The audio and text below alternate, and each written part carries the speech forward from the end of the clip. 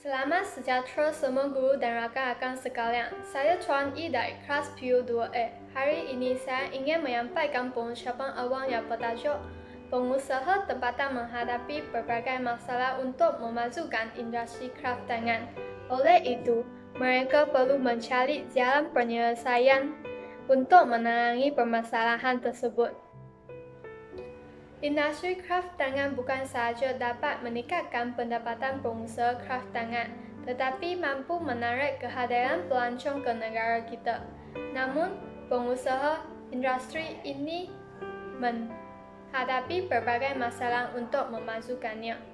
Masalah yang dihadapi oleh pengusaha tempatan untuk memajukan industri kraft tangan ialah modal yang kecil.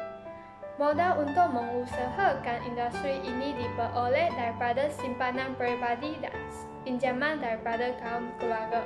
Mereka menghadapi kesukaran untuk membuat pinjaman daripada institusi keuangan kerana cagaran dan pengalaman lalu dijadi syarat kelulusan pinjaman.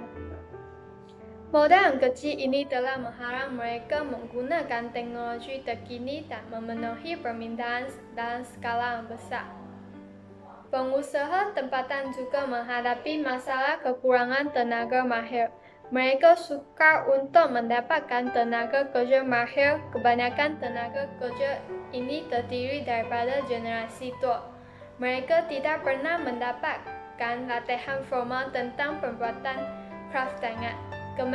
Kemahiran membuat kraft tangan hanya diwarisi daripada generasi terdahulu. Pengusaha industri kraft tangan juga tidak mampu membuat pelaburan bagi meningkatkan kemahiran pekerja. Selain itu, permasalahan merupakan masalah yang dihadapi oleh pengusaha kraft tangan. Produk kraft tangan sukar untuk dipasarkan kerana permis perniagaan mereka terletak di lokasi yang kurang sesuai.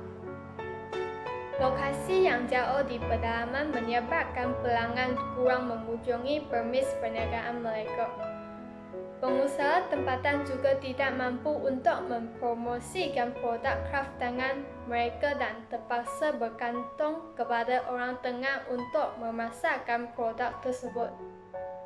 Bagi menangani permasalahan industri kraft tangan, pengusaha tempatan hendaklah menggunakan teknologi canggih.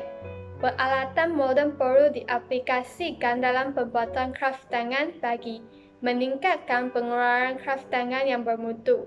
Keluaran kraft tangan yang lebih seragam dan memenuhi permintaan pasaran akan dapat dihasilkan.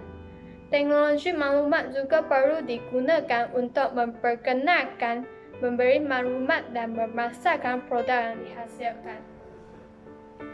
Pengusaha industri kraft tangan juga hendaklah menyertai promosi kraft tangan. Aktiviti promosi ini dapat membantu meluaskan pasaran dan meningkatkan jualan produk kraft tangan mereka. Mereka boleh menyertai program pemasaran yang pemasaran dan promosi di peringkat domestik maupun antarabangsa untuk memberi pendedahan kepada masyarakat setempat dan pelancong asing tentang produk kraft tangan keluaran syarikat mereka. Dengan cara ini juga produk kraft tangan dapat dipasarkan secara terus tanpa melalui orang tengah. Kesimpulannya, setiap pengusaha kraft tangan perlu berusaha untuk mengatasi kelemahan yang wujud. Bantuan daripada pihak kerajaan, institusi keuangan dan pihak swasta mampu memajukan industri kraft tangan ini. Sekian, terima kasih.